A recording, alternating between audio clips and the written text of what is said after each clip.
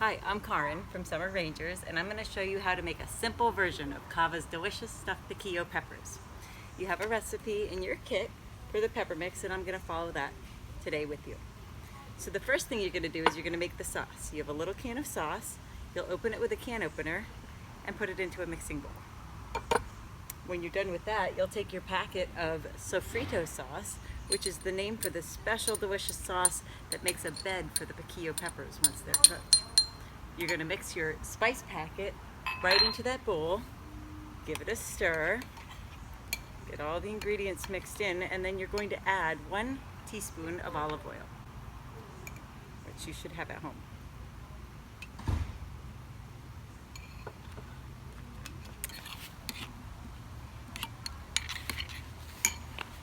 And then you're going to set the sauce aside.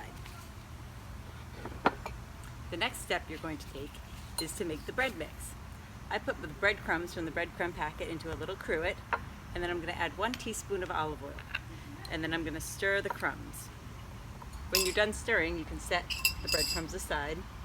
The next thing we're going to do is we're going to put the sofrito into our baking pan. I have an oval baking pan here, but you might have a loaf pan like you'd use to make bread, which would be just the right size.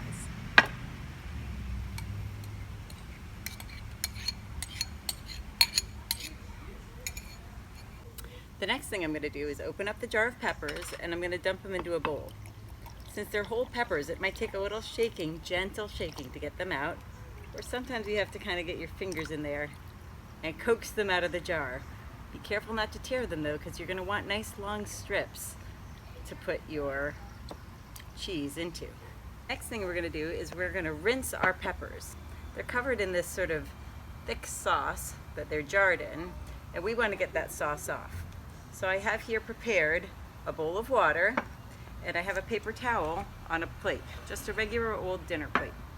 I'm going to take the peppers out of the bowl where I dumped them, and I'm just going to dunk them in the water, and I'm going to lay these flat on the paper towel so that we'll have a chance to dry them in just a minute. So let's just rinse these. I'm going to take that little piece off. Rinsing the peppers. The next thing we're going to do is we're going to tear these into strips. So I just pull them apart a little bit till they're about that size, because what we're going to do is wrap cheese in them. You could also use a butter knife if you'd like to just gently slice down and make those strips.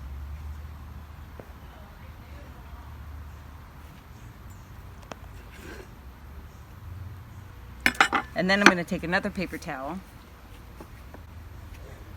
and I'm going to pat them dry. This will help them be not too watery when we cook them, and they should be easy to wrap with the cheese. The next thing I'll do is to cut my fontina cheese, which you should have. If you have a different kind of cheese, that's totally fine too. Cheese of any sort is going to taste delicious inside these peppers.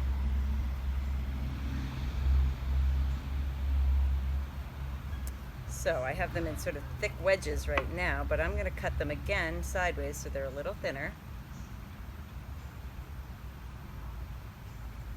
And then I'm going to cut them in half the long way, so I have a whole bunch of little bits of cheese. The next step we'll do is we'll take a piece of pepper, piece of cheese, and we're going to roll it up in that pepper, and we're going to place it in our waiting dish. And then we're going to repeat that process until we're done. Take a pepper, roll it up with the cheese, and put it in the pan.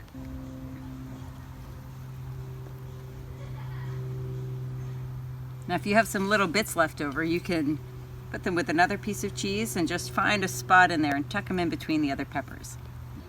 We're going to take our prepared breadcrumbs and we're just going to gently scatter them over the top of the peppers, and it's ready for the oven.